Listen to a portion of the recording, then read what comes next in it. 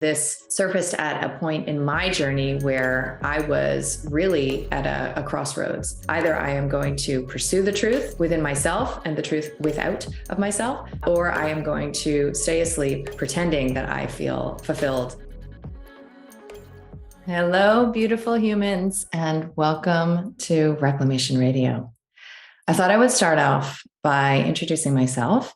And if you're here, you may already know a thing or two about me. So I thought to tell you a thing or two you may not know. And I have compiled a list of 25 ways that I have become that which I have judged, because I thought that it would be a more factual narrative than whatever I might otherwise tell you about myself and my journey. And because this is a lot of what I'd like to explore in this space with you, is an experience of self-ownership that actually becomes amusing and enjoyable, right? Once you get through that experience of your own shame that is limiting your capacity to recollect all of the parts of yourself that are hiding in the closet. So in no particular order, I used to not only judge, I was actually trained to deride, dismiss, and criticize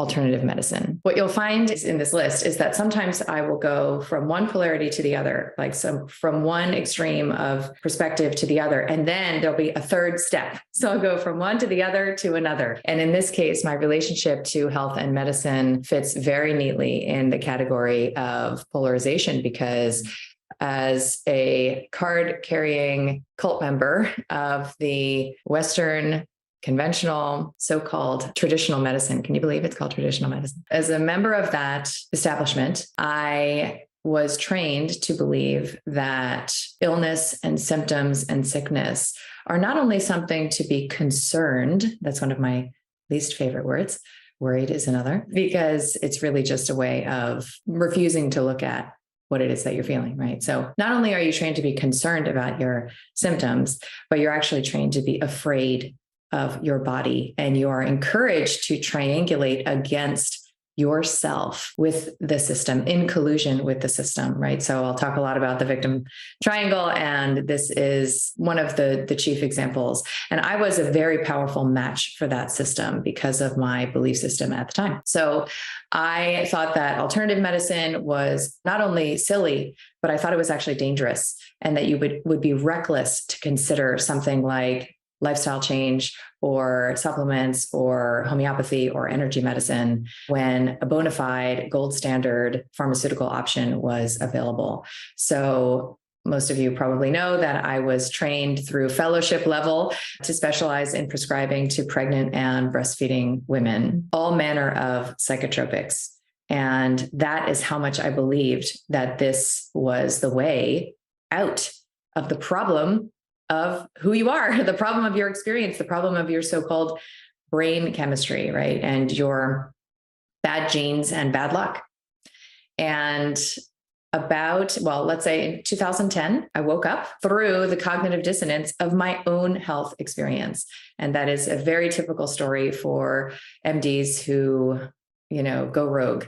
Is once we are in a position to actually interact with what the system has to offer and the very low ceiling of possibility, it doesn't feel good, right? And we venture off into the wild unknown to seek out something different, maybe something that we've heard about from, a colleague or a friend of a friend of a friend. And after I was diagnosed with Hashimoto's thyroiditis, I found myself in the office of a naturopath and put my so-called illness into full remission.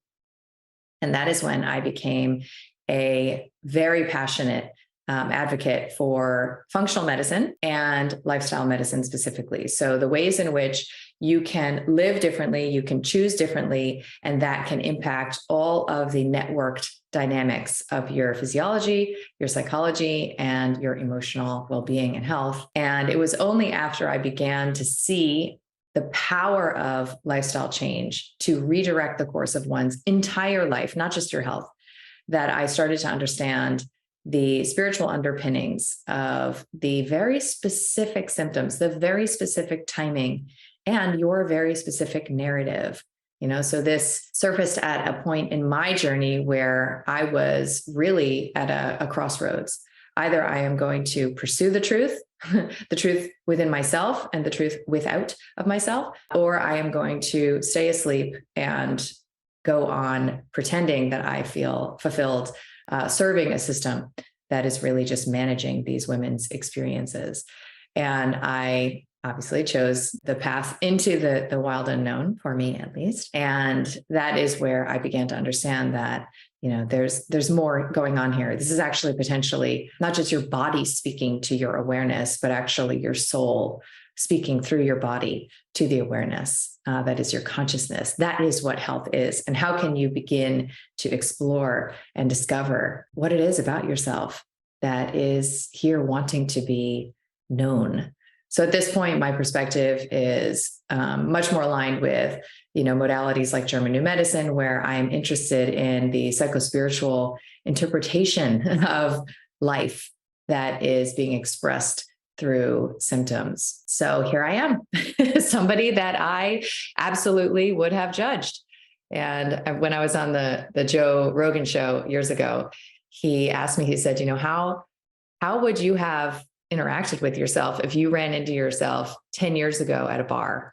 And I said, I don't know what I said, but I think I said something along the lines of, I would have wanted to dismiss and write off this newer version of me, but I think I would have had a hard time because whatever the energetic dimension of who I became, even though I became somebody that I would have wanted to write off as a quack, there's something in there that's a little harder to dismiss because I certainly, am energetically a very different individual than I was when I was, eating Snickers and Twizzlers and McDonald's and Popeyes and White Castle, never exercising, dyeing my hair black and taking the birth control pill for, 12 years on end.